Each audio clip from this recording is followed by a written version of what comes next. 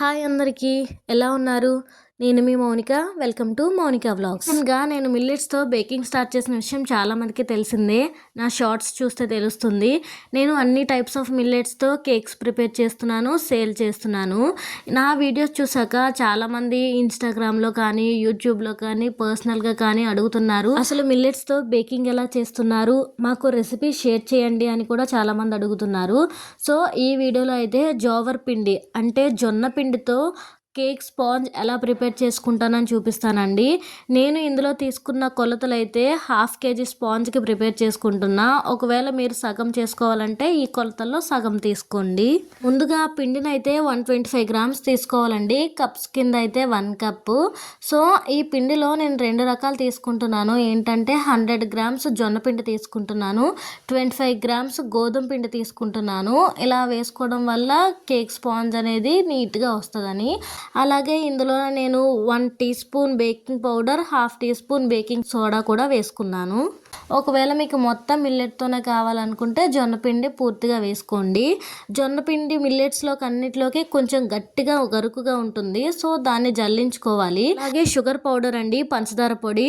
దీన్ని కూడా మనం పిండి ఎంత తీసుకున్నామో అంతే 125 grams షుగర్ పౌడర్ తీసుకోవాలి. ఒకవేళ మీ దగ్గర పంచదార పొడి కానీ లేకపోతే పంచదారనే మెత్తగా మిక్సీ పట్టుకోండి.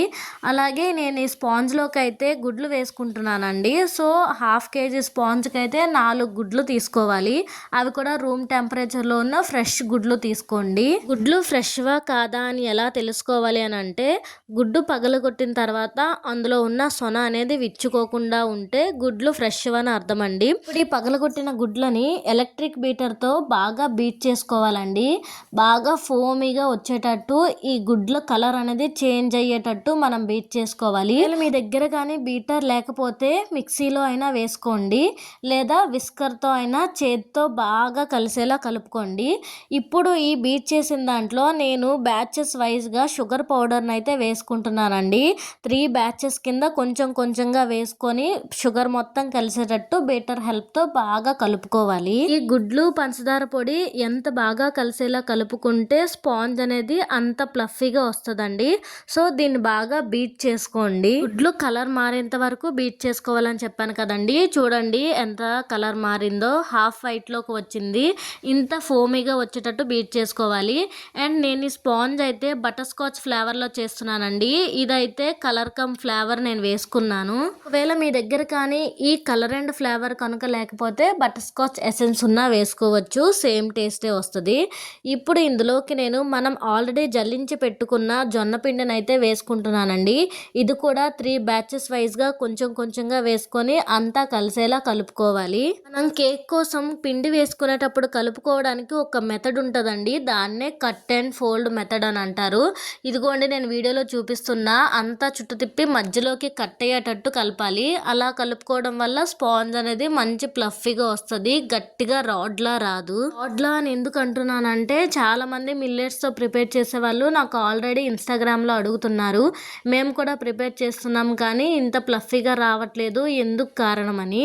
సో ఇలా కలుపుకోవడం కూడా ఒక కారణమేనండి. అంతా కలిసేలా నీట్గా కలపకపోతే పిండి మధ్యలో ఉండిపోయి అలా గట్టిగా వస్తుంది అన్నమాట.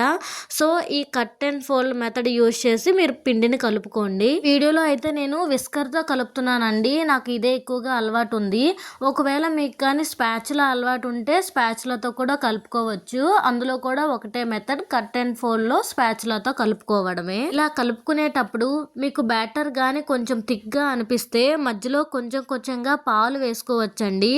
నాకైతే బ్యాటర్ థిక్నెస్ సరిపోయింది. సో నేనైతే ఇందులో ఎలాంటి పాలు యూజ్ చేయలేదు. అలాగే 20 grams ఆయిల్ వేసుకుంటున్నానండి. ఈ ఆయిల్ అనేది ఫ్లేవర్లెస్. ఇలాంటి స్మెల్ వచ్చే ఆయిల్స్ కూడా కేక్లో అయితే యూజ్ చేయకూడదండి. స్మెల్ రాని ఆయిల్స్, ఫ్లేవర్లెస్ ఆయిల్ ఇందులో వేసుకోవాలి. 20 grams. నేను తీసుకున్న మొత్తం పిండిలో ఇదే లాస్ట్ బ్యాచ్ అండి. ఇది కూడా వేసుకొని ఆయిల్ అంతా కలిసేలా మొత్తం కలుపుకోవడమే. అలా అని మరీ ఎక్కువగా కలపకూడదు, కలపకూడదండి. అలా ఎక్కువగా కలపడం వల్ల బ్యాటర్ అనేది అడుగుకి వెళ్ళిపోద్ది అనమాట. బ్యాటర్ అంతే ఫోమీగా ఉండాలి. సో వీడియోలో చూపిస్తున్నట్టు ఇలా కొంచెంగా మాత్రమే కలుపుకోవాలి, మరీ ఎక్కువగా కలుపుకోవద్దు. సైడ్స్కి అంటుకున్న పిండిని అంతటిని ఇలా స్పాచులా హెల్ప్తో దగ్గరికి చేసుకొని అంతా కలిసేలా ఇలా కలుపుకోవడమే. నేను తీసుకున్నది butter scotch flavour and colour కాబట్టి ఇంత కలర్ వచ్చిందండి. ఒకవేళ మీరు వెనిలా ఎసెన్స్ వేసుకుంటే ఇంత కలర్ రాదు. సో మీరు కలర్ విషయంలో కన్ఫ్యూజ్ అవ్వద్దు. బ్యాటర్ థిక్నెస్ అనేది ఈ వీడియోలో చూపిస్తున్నా చూడండి, ఈ మాత్రం థిక్నెస్తో ఉండాలి. మరీ ముద్దగా ఉండకూడదు, అలా అని మరీ పల్చగా కూడా ఉండకూడదు. బ్యాటర్ థిక్నెస్ ఎలా ఉంటే సరిపోతుంది. సో మీకు బ్యాటర్ థిక్నెస్ అనేది అర్థమై ఉంటుంది. నేను ఆల్రెడీ 10 మినిట్స్ పాటు స్టవ్ మీద ప్రీ హీట్ కోసం పెట్టుకున్నానండి. సో ఇప్పుడు నేను ఈ బ్యాటర్ అనేది ఒక టిన్లో వేసుకుంటాను, 1/2 kg స్పాంజ్ టిన్లో. ఇదేనండి ఆ మౌల్డ్. అడుగు అనేది పట్టేయకుండా కింద అంతా ఆయిల్ రాసుకుంటున్నాను. ఆయిల్ రాసుకున్నాక ఏదైనా పిండి అనేది మొత్తం జల్లండి. నేనైతే ఎలాంటి పిండి జల్లలేదు, బటర్ పేపర్ వేసి దానికి కూడా ఆయిల్ రాసేస్తున్నాను. ఎందుకు పిండి జల్లలేదంటే ఈ మౌల్డ్ అనేది నాకు ఆల్రెడీ అలవాటు ఉంది కాబట్టి నాకేం మాడిపోదు, అడుగు పట్టేదు. మీరైతే మాత్రం పిండి వేసుకోండి. సో ఇందులో మనం ఆల్రెడీ కలిపి పక్కన పెట్టిన బ్యాటర్ అనేది మొత్తం వేసేసుకుంటున్నాను.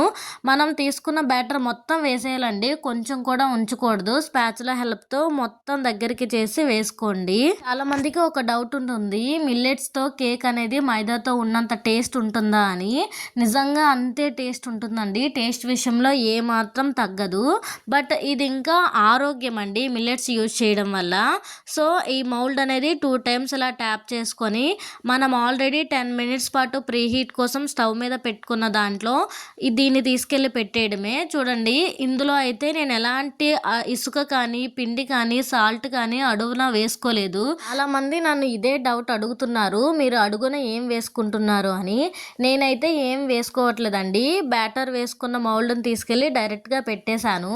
పైన మూత పెట్టి ఆవిరిపోకుండా ఏదైనా బరువు అయినది పెట్టుకుంటే ఉన్న పిండితో మన మిల్లెట్ కేక్ స్పాంజ్ అనేది ప్రిపేర్ అయిపోతుందండి. స్టవ్ని కూడా మీడియం టు లోలో 30 మినిట్స్ పాటు పెట్టుకోవాలి. ఇంతేనండి మిల్లెట్ కేక్ స్పాంజ్ ప్రిపరేషన్ అయితే ఇదే. వీడియో నచ్చితే మాత్రం లైక్ చేయండి.